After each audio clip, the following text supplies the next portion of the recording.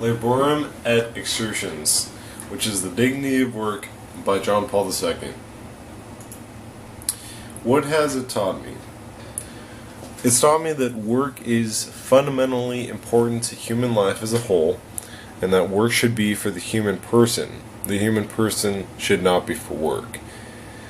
God has called us all to work so we can make better advancement in society, and that man exemplifies his meaning through work.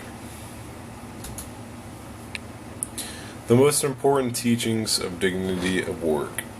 Number 1, the basis of truth remains the same, and in it human work acquires fundamental importance. 2, work alters the way of thinking and viewing society in the individual in a negative manner against moral values. 3, we must seek an answer to sin through the spirituality of work. 4, it is the responsibility of all nations to keep a moral labor policy.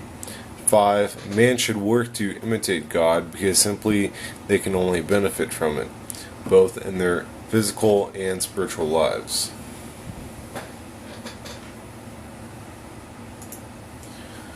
Major controversies. Laborum Exertions rejected Marxist ideology, and Marxism is basically a materialistic view of society, and that lacks a sense of care and love for all people, rich and poor. Marxism's economic systems did not benefit the common good, and instead involved many wrongdoings. And outside of Laborum Exertions, John Paul II called these economic systems of Marxism structures of sin. Contradictory of the modern world.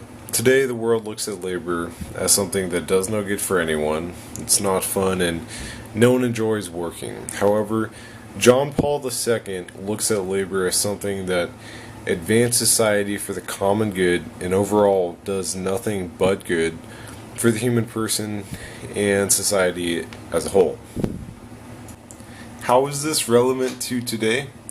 Laborum Exertions is relevant to today because in today's society, not many people realize how important work is, how big of a role it plays in our lives, and how much man exemplifies his meaning in doing work. Not only do we benefit ourselves in doing it, but we also benefit the common good in society, and we help others out. And that's exactly what God has called us to do.